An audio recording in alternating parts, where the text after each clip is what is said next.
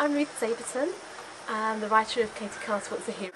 Loads of you have been writing into me and emailing asking me where I got the ideas from for the book, where it's set. So what I thought I'd do today, because it's lovely and sunny for once, is take you on a tour around Polperro and show you all the places that inspired me to write the book. So come on, what are you waiting for? Let's go. This is Talon's Hill. It's one of the steepest hills in Cornwall. It's got such a steep gradient. Katy walks up this in the story and it nearly kills her. This is the Warren. It's a very narrow little street in Polperro. Can't get cars up it, although sometimes holidaymakers have a go, which makes us all laugh a bit because they get stuck. This is the sort of place where Katy Carter would have to carry all her luggage by hand when she arrived. So she was obviously very grateful to have Gabriel there to do it for her. This is the newsagents, where Katy finds herself in the headlines of The Sun, and also where I left my manuscript for poor old Richard and Judy. You probably really regret it now because people keep leaving manuscripts here. Sorry, Richard and Judy. Remember in the book, Katy is employed very briefly to babysit twins from hell. Tristan is older for their dad, Jason, and he runs a studio called Arty Farty. This is the inspiration for Arty Farty. It's Gina's art studio for the very lovely things, lovely paintings. And as you can see, it's right on the harbour. The fish market. This is where the fishermen end up weighing all their fish and their bits and pieces. This is the sort of place where Pinchy would not want to end up, because it would be very, very bad news for Pinchy if he found himself here in a yellow box cottage called Studio Cottage. And this is where I imagine Katy and Ollie ending up at the end of the novel. That is a bit of a spoiler, so I'm really sorry if I've read the novel for you. I ought to maybe put a warning on that there are spoilers in this little film. And not far away are the nets that the fishermen will put onto their boats, so she'll hear them in the morning when they load up their boats to go out to sea. This is the Blue Peter Inn. It's one of the best pubs in the world.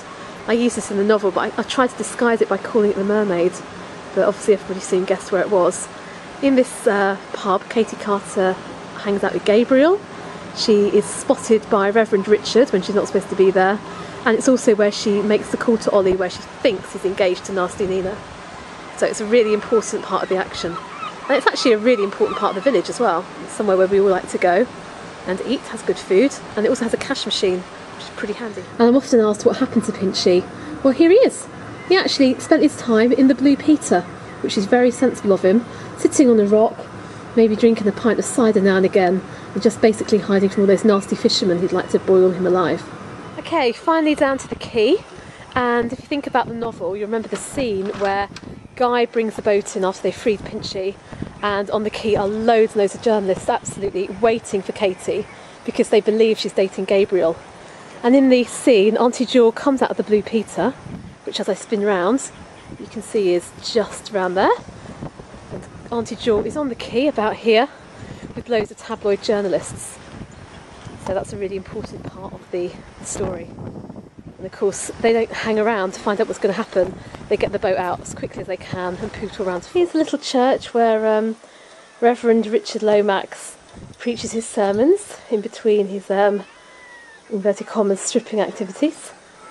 If I just zoom out a bit, put it into context with the whole village for you, you can see there it's not very far at all from the harbour. Okay, here is St John's, Reverend Richard's church. Sadly it's not used anymore, I think it's up for sale. And this is the view from Reverend Richard's church. You can keep a really beady eye out on his flock from here. Another thing people have been asking me is, where's the vicarage where Katy stays when she goes to live with Maddy and Richard? Well, this is the house that I imagined it to be. It isn't actually a vicarage, I don't think it ever was, but it's not too far from the church. It's got a lovely view of the sea and the harbour, which means that when Katy sees Maddy running along the quay with her news that she's made the front page headline of The Sun, she could actually physically see her. This is Little Laney.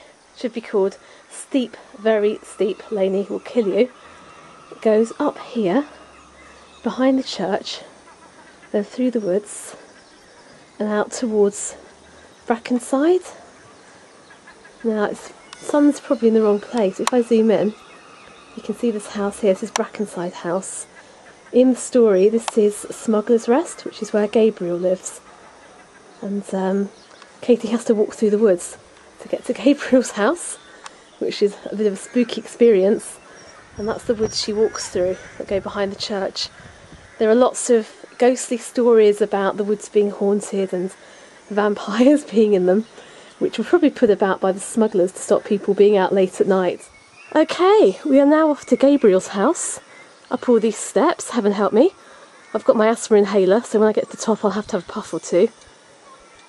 You wondered why Katy got so much fitter by the end of the book when she was Gabriel's girlfriend. It's because she's going up and down these stairs every day. By the time I get to the top, I'm going to sound like Darth Vader, so please bear with me. It's a long way, and we're going right up there. There it is, peeking at us through the trees. SMUGGLER'S REST, where Gabriel has hidden himself away. Quite a climb through these haunted woods for me and for Katy Carter. Okay, I know these woods aren't really haunted, I don't think they are, but it's all quite a bit Blair Witch. So you kind of see why Katy gets a bit unnerved, being a city girl, to come through here sort of at evening time when the light's fading on her climb up to Gabriel's house, which is still miles up there. Not there yet. Really good secret hideaway for a reclusive film star with a big secret to hide. It's a long way, but we're getting closer. Told you I'd sound like Darth Vader. The rooks are a bit spooky. Very noisy. Getting close to Gabriel's house. And this way, the village through the trees far below. Okay, I've made it right to the top of the cliff path, through the woods and out the other side to Gabriel's house, and there it is. Really lovely place, tucked away, looking out to sea, really secretive, hidden away in the woods. Now, earlier I was telling you about Talon's Hill, about how Katy came into the village a different route, not through the flat road, the Coombe. Gabriel drives her in over the top, and Talon's Hill is here. So you see these houses, they're clustered either side of a very, very narrow lane, and the lane comes from the top there.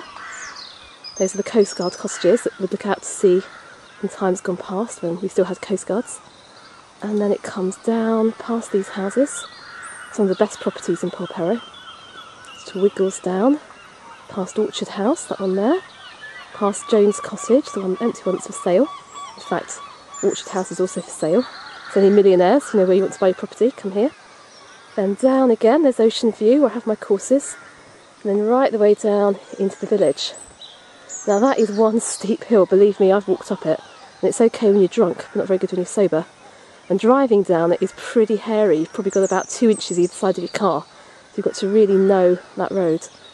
And as you come down, you get the most amazing views out to sea and over the village. And that's Katy's first impression. She thinks the place looks like a model village, and she's kind of right, because it does, and that was my first impression. Down the cliff path now, back into the village, steep path. In the story, when they go to Foy on Guy's boat to escape from the paparazzi, they come back quite late at night, and they're all a bit worse for wear because they've been in the pub all afternoon, and Katy has to negotiate this path in the dark, and she half expects good old Guy to give her a hand, but of course that's not Guy's way. Guy just goes off and does his own thing, leaving Katy to get down this hill half drunk in her platforms. This is the beach where Katy sees Sasha running around, and she realises that Ollie has come back for her, and this is the quay she walks down just when Auntie Jill's funeral wake is taking place, and it's Ollie obviously she meets at the end of the quay, past all these net bins and all this junk. So that's the climax of the novel, and of course that's the window of the Mermaid, where they're all watching and waving and clapping. And in the sea, what does she notice? The little lobster claw. Or does she? That's the end of the Katy Carter tour. I really hope you enjoyed it. I hope it's given you a bit of an insight into why I wrote the book, who the characters are, the place they lived in, things they do, and just hope it's added to your enjoyment of what I write. And I really look forward to telling you about my next book, which is called Ellie Andrews Has Second Thoughts. Ellie doesn't live in Polperro, but she does come here for a bit.